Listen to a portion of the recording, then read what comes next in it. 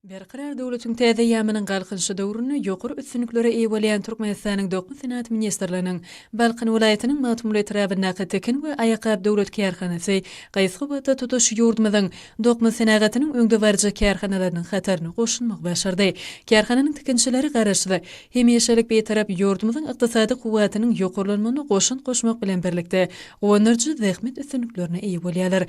Bu ýerde halkara parahatçylyk we anaşmak ýylynyň başyndan beri sarpejilere getirilen aýakap we tekin önümleriniň ösüş tepkinleri epesli ýokarlandy. Häzirki zamanyň iň bir kämil enjamlary dil täsimatlary bilen öpçün edilen kärhanada şu ýylyň geçen döwrüne 9 milyon 760 000 manatlyk önüm öndürilip sarpejilere getirildi. Munyň özi gözüňünde tutulan meýlamanyň 115 götürüm ýerine ýetirilendiginden habar berýär. Kuwwatly kärhananyň tekin bu örmi bölümlerini anyp barýan işler hasym gowunurjydyr.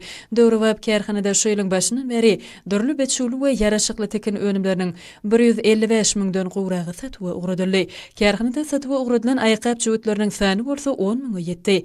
Edil watanymyzyň ykdysady kuwwatynyň barha ýokarlanmagyna munasip goşun goşýan usta tekinçiler gahrman arkadamyza hemde hormatly prezidentimiz arkadaly gahrman serdarymyza alkyş sözlerini aýdyp şu günler baky we taraplymyzyň 30 ýyllyk şany senesiniň dabarly belenjek halkara parahatçylyk we anaşmak ýylyny ýokary zähmet üstünliklerine besemek ugruna hasym gaýratly zähmet çekýärler.